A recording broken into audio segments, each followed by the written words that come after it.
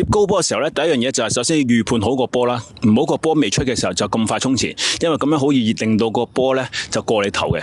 咁另外接高波嘅時候，首先你隻手要攞到最高點啦，我哋隻手就要伸直，另外隻腳我哋就要靠對手嗰方面嗰隻腳咧就要提起，因為防止對手撞埋嚟，我哋冇咗保護。係啦，咁所以我哋要接高波嘅時候，首先係判斷好個波，我哋要攞高點同埋伸直晒隻手，咁數好所有呢啲嘢咧，咁我哋就接到一個好好嘅高波啦。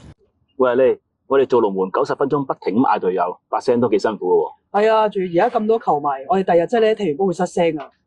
喂，多睇你神又喺球場喎，我哋又去揾佢啦。唔好走啊，多睇有神！守門員一場比賽要不停咁樣提場，亦都要不停大嗌，第日可能隨時把聲係會失咗嘅。球迷睇波入波嘅時候會大叫啦，判決嘅時候有啲爭議性，亦都會熱烈討論，就會引致球迷嘅職業病啦，就係聲沙啦。聲沙嘅原因通常都係因為聲帶水腫，但係如果長期聲沙超過2個星期，伴隨住一啲嚴重嘅症狀，例如嚴重喉嚨痛啦、頸部腫塊、吞咽困難同埋咳血，有機會係嚴重疾病嘅警號，需要立即去處理，揾人協助，唔好再等啦。球迷點樣可以保養把聲呢？第一件事，唔好過度用聲，大嗌得太耐啦。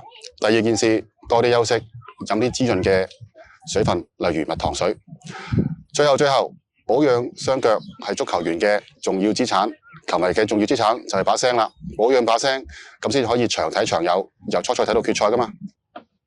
嚟緊港隊咁多場比賽，大家都要好好把聲，嗌爆主場。睇波要健康，球衣幫到你。